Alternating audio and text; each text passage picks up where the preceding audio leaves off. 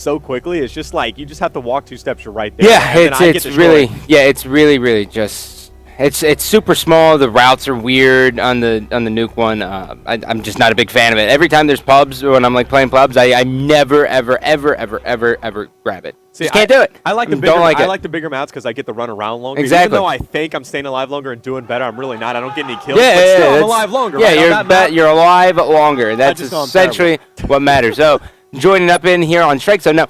So last night we saw a lot of different strategies, a lot of different play styles completely on Strikezone. We've seen everything from teams just only going for the flips, well, it goes from A to C, then C to B, then B to A, and it's just a big rotation around the map. Exactly. But obviously the main thing you're looking to do here is control A and C and trap them in B. Right. And obviously the team who gets that normally is going to be in the lead because they do have a 2-cap, but it is very, very hard to break out of the bar. It is extremely hard, and And not to be like a John Madden here, but it's you literally, if you're in B, you have to just win the gun battles. No, it's true because you have to because you have to break out through those 2 choke points, which is so easy to cover. You know, if you're thinking about A, you have a lot of different angles you can go. You can go up those 2 double stairs. You can also go over through Pro Shop. You got C, of course. You got a lot of coverage there. Go up the top truck, go on the catwalk, and go over. But you know, B, you got those 2 choke points. So hard to break. So A and C, the ones that you really want. However, we're going to get into the action as we're going to see Ricky a nade shot going straight for A. Yep, and it's funny, too, that nade shot's actually running the reflex with the trophy system. Now, the reason why he's actually running the reflex with the trophy is so he can throw down that system so much faster. We've seen in the past that, one, a lot of people didn't use the trophy at Columbus, mainly because it looked kind of goofy, but the other reason why is it just takes so long to put down. Right. So with the reflex, it cancels that out. Oh, you know, I actually didn't know that, but you see nade shot, he took A as it is currently going to be neutralized. We're going to be on board with Scomp. He's going to be trying to make a move for C to get that B-C split. Of course, they're going to go with what they can. Strikezone, such a small map. You can really get any 2 flags and do a pretty good job and get a spawn trap on either one. But if you see, Optic now is going to be down AC and now trying to get that B-C split once again. Yeah, big time we're going to be taking out there. You know, the catwalk is really like the main focus point you want to look at, but when you look at it, I mean, they weren't in the best of positions. We're seeing here is Nadeshot's finally actually able to hop on the A. He does have teammates pushing around, and looks to me like the catwalk area.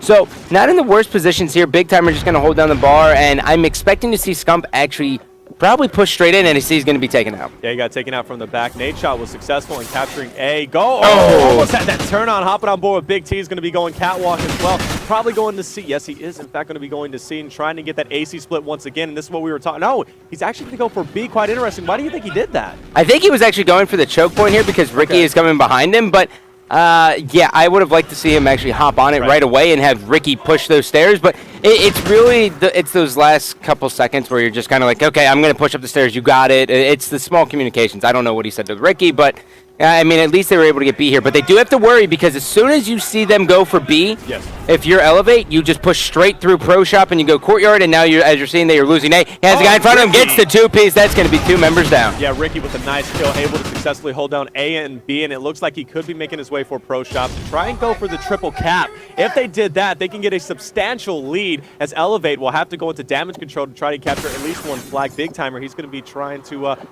cover B over here. Scomp, he's going to be at B as well. Ricky is going to be by Pro Shop. And right now, Optic looking pretty well set up for the defensive positions on B and A.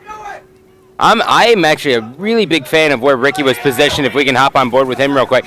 This is one of the sneakiest spots in the game. And in tournaments, so many people actually forget about this spot that they just end up running right past you. So it's a guaranteed free kill. And the reason why he wants to do that is, one, it serves as protecting the flank, but as soon as they go on B, you do exactly this, and you hop on C. So it's a flank of your own. Yeah, and it's a nice little trade-off here. We're going to see the AC split. Now Optic looking. Oh, no, wait a second. A nade comes through, and not nade shot, mind you. A nade comes through and gets a nice 2-piece. Now nade shot's going into, with a nice shank to the chest, is going to get taken out as we hop on board with Scump, who is going to be going catwalk. Looks like he's going to be joined over there on Pro Shot by Big Timer. They're going to be on that C flag to have the AC split once again. And now, hopefully no glory nades are going to come through. They're going to capture C. Or no, A is now contested by eLevate. So beautiful rotation from eLevate there. And we got a nice little battle going on.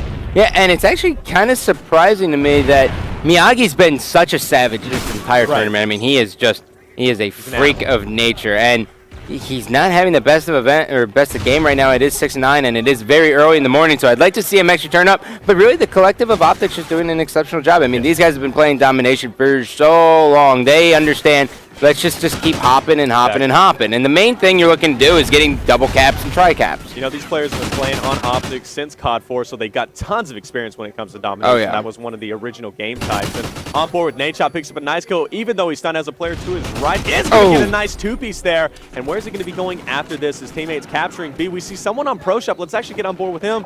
That is going to be Ricky. Going to be over with a nice two-piece. And a triple cap opportunity right now. He does have to watch his back, though. The members are actually going to be spawning from Pro Shop. And that's like the main spawn you're going to be seeing here. And Big Time are doing an excellent job watching the cutoff there. And that's exactly what you want to do. Even though he's, oh God, that's not good. That's dirty. Even though he was taken out, you still want to be watching that cutoff. So, And even though they weren't able to get that triple cap, they were allowed to put pressure, force eLevate to make a rotation, and give you a little bit of an opportunity to gain some more points. And Optic taking the lead now by about 10 points. Great stuff as we're nearing the last 25 seconds.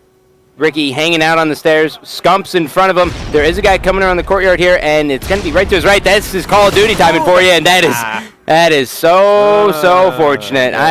That's normally the time where you're running around and you take your eyes off it and you want to slam your head into a bucket of nails. I hate the Call of Duty timing sometimes. Hey, it's terrible, isn't it? You know, a lot of it comes down to just absolute crazy. And by the way, we're down to 87 to 67 as a 20-point difference between the two teams. Optic's going to be leading the first game by 20 points. And a little update: TK just knocked out Envy out of the tournament. That is really big for all the TK guys. Right. Just because Goonjar left and joined Envy. But now we're sitting here and we're saying, wow. Envy just got top 12. Yeah. With Goonjar. With Goonjar. And that's surprising, Goonjar coming from TK, who was, consistently getting second or third place. And it's got to be maybe a big hit for him. So yeah, it's going to be interesting to see, after this tournament, to see where the teams are going to be at after that. Hopefully they all stay together, but it is Call of Duty. Yeah, I doubt it. I would say right now, after this event, will probably be one of the biggest storms of team changes that we will probably have ever seen. And I'm sure we say that every event. I mean, we do. But, I mean, going into this event was actually wild. Yeah, it was. Yeah. I mean, complexity. Wild. All the top teams, even Optic, with the roster changes. I mean, it really just was. There's so many different storylines here, and it was really, it's fantastic to see, and, plus Big T, final tournament. Before retiring, this is the final one. Coach of Optic. So this is a big event. Yeah, and he was playing so well versus FaZe too on Friday night.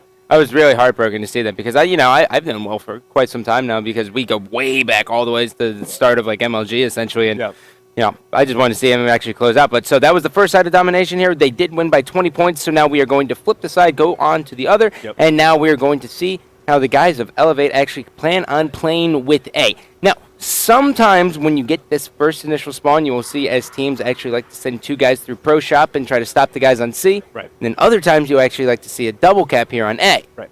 But trophies are there. If they don't have trophies with reflex, which some teams still haven't caught on, then they are in a severe disadvantage because they can get naded very easily. Well, that plus if you're thinking they go for that AB split, you could see Optic go straight through Pro Shop, capture A, and then put them at a disadvantage in that spawn trap on B. So we're going to see Attach going for, actually he's going to be roaming around watching Pro Shop. Miyagi going to be looking for C, taking out Scum, going for that C. Nice! No, but jumps down, and he's going to die, unfortunately, by the fall, and he's feeling really bad after that. Slasher cooking one grenade, throws it, guy coming out right from the bar. He's got another guy from Catwalk, down he goes as well. And now Miyagi is going to push straight through. And the big thing here is that Optic does not have a home flag yet, as Miyagi is actually going to rotate all the way around. He's got one guy in front of him, cleans him up. There is going to be another guy there, and his teammate cleans him up, and they're actually taking C. And look at this. Wow. He's not even pushing in because he doesn't want to deal with that. And down goes Slasher, still hopping back on board with Miyagi as he pushes in the bar. Oh, watch out, as right now Optic could have a potential spawn trap against them, but no, they're going to be taking A, and Miyagi making a move on B. However, he does have a player on Optic to his left, able to pick up one, has another one, and he's not able to clean him up, but he did neutralize that flag. Slasher going into action. He's going to go ahead and capture B, and it looks like they could have that BC split. However, Optic could have a great advantage here. You see them on A. Oof. If they go through Pro Shop, they capture C, which 3 down now, 4-team eLevate, they could have that B spawn trap. Slasher picking up 1 kill here, taking a look at the stats here. Big timer, 4 kills. 3 deaths, 1 cap. Ricky 3 and 3 with 1 cap. Slasher now just kind of watch a pro shop. I actually really like this play just because they just have to play the waiting game, and now we're hearing it from the guys of Optic here as Flamesword, my old Halo buddy, is really starting to get a little bit vocal with his team. Yeah, that's really what you're looking for a coach these days, exactly. You know, a coach is there not only for strategy, but most importantly to pump your team up, and he does a great job of pumping up Optic. Really, Optic didn't need it in the first place, if you think about it. But on board with Miyagi now, who is going on catwalk, does get taken out, hopping on board with Stripe. He's got a player sneaky peek to his right, doesn't get that turn on, and you know what? eLevate's just dropping like flies, and Optic is really stepping up their game. You're seeing the KD really in their favor. Yeah, I really want to check out Big Timer to see what exactly he was doing, because the last game he was watching all the cutoffs, and yep, this is what I actually really like to see from Big Timer. So the reason why you want to hang out in the courtyard is, one, you can actually sit behind the crate, and by sitting behind that crate, you have a head glitch, but 2, you're watching that entire cutoff, and then as soon as your team starts pushing up, you just run straight through, go top catwalk or bottom pro shop, and just hop on C. And now they have the 2 cap, and they do have him trapped in B, and this is what Timer's going to do. He's just going to cook nades and just basically hang out. Basically destroy people. There he goes. Gets 1 kill there, and they're going to be successful in holding down A. Big T going big here. Oh, he's got a guy behind him? No, he's got a guy behind him. What is going to happen now is Ricky goes into A to try to defend the A flag, and he's successful in doing so. Scump is going to be joining him. Actually, Scump looks like he's heading for B. We could have to know he goes down. Thought that triple cap was going to happen once again, but Scump went for a little bit of the prone shot there. Yeah. Dude, no tracker sight, though. No tracker sight. Interesting. You know? Yeah. That prone shot, man. So deadly with the tracker sight. Yeah, it's retarded. No, it really is. I mean, but hopefully it's seriously stupid. I mean, maybe they'll ban it next year. I think these guys are playing gentleman's ways, because I haven't seen a single Gilly and I haven't seen anything. It's going to get dirty. You know that. You know, these teams make like packs in the beginning. Don't use Gillies. Don't use tracker. Don't use shotguns. It all goes out the window in a second. Yeah, so if anyone out there, if you ever see anyone rocking a Gilly, I'm assuming it's gentleman's rules, then you guys can call them out on the scumbaggery. Especially in a pub match. I mean, really. Yeah. Tell him to come back really for anything. But Optic Ricky heading in for B. They're going to have that CB split. He's got to be careful to play in front of him. That was Stripe, able to get that kill, and he looks pretty safe now to capture B. Now, again, you know, what we've been talking about the entire game, once you capture B, you got to be careful, because we're going to see what player from Team eLevate going on that catwalk to C could have that potential AC split for the spawn trap. Ricky was actually such a great addition to this team. I mean, yeah, we're talking about a vocal leader with a guy with a really, really great shot. When they first picked him up, I was like, what about Clayster? Right. But I was then thinking Clay too. Yeah. Well, it's just because, you know, Clay, whenever the first place team drops a player, you normally look at that player because he's in the spotlight for so long. But personality clashes probably would not have worked out too well with Optic Clayster if that was as he gets stabbed right in the jugular. Oh, that was terrible, man. Right in the jugular. It's definitely not where you want to get stabbed at least in the leg. Give him a chance with the foot. But Ricky, you know, in the first game, he went 16-7. Right now, he's going 12-9. You know, not doing too bad of a job. He's actually, like you said, a really great addition. He's been on the top of the leaderboard, and his search and destroy game is on point. Look at that. So they're going for the tri-cap here. The members are going to be spawning top hot dog, and Ricky's going to be able to clean up 1. The other guys are going to be actually not spawning at the courtyard because they weren't able to manage to push in there, and now instead they are all going to get influence spawns in the bar, and that's going to be 1. And that's almost, dude, there's Ricky. Fell a little bit short on the 2-piece. Scump now pushing up. Watching the bar, he's got 2 guys pushing out right in the kitchen. I think he's going to go straight at Oh, not going to get it. You know, we've been talking about Ricky so much that we didn't even look at Scump, who's currently 19-10. Yeah, Scump. Tearing it up. It was funny when he was actually playing FaZe. He goes, I don't even play. I'm not even playing. My controller's sitting on the game. Look at that, 84-67. That's going to be a decisive win for Team Optic, bringing home as this is going to be a best of 5. Currently 1-0 up. Going into search and destroy. Don't know the map.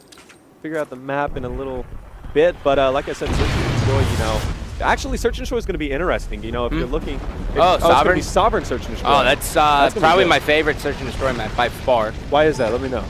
Well, 1, there's so much versatility on it, and 2, I actually think the map works. Right. There's some maps like I don't necessarily agree with Freight search and destroy because it's so heavy on defense. I think it's just It's not so much even that it's heavy on defense. I just don't think the map is really tailored for search and destroy. No, I really don't. I don't think it's well, Sovereign. You know, it's sort of got that symmetry going on. So you know, a little bit of symmetry. But it allows for more of an even matchup for the defense and offense. You know, you can reach the bomb sites really on both sides relatively at even times. Yeah. So it allows a much better. But you know, on Freight, it's just you spawn up on the B bomb site. Yeah, you just leave somebody there, and then A is so exposed. Really, it's whoever wins the offensive round has a huge advantage. But however, we are going to be going into Search and Destroy on Stop. We're going to go for a quick commercial break, but Optic up 1-0. Let us know your predictions. Tweet at us and use that hashtag Elgato20K. Shout.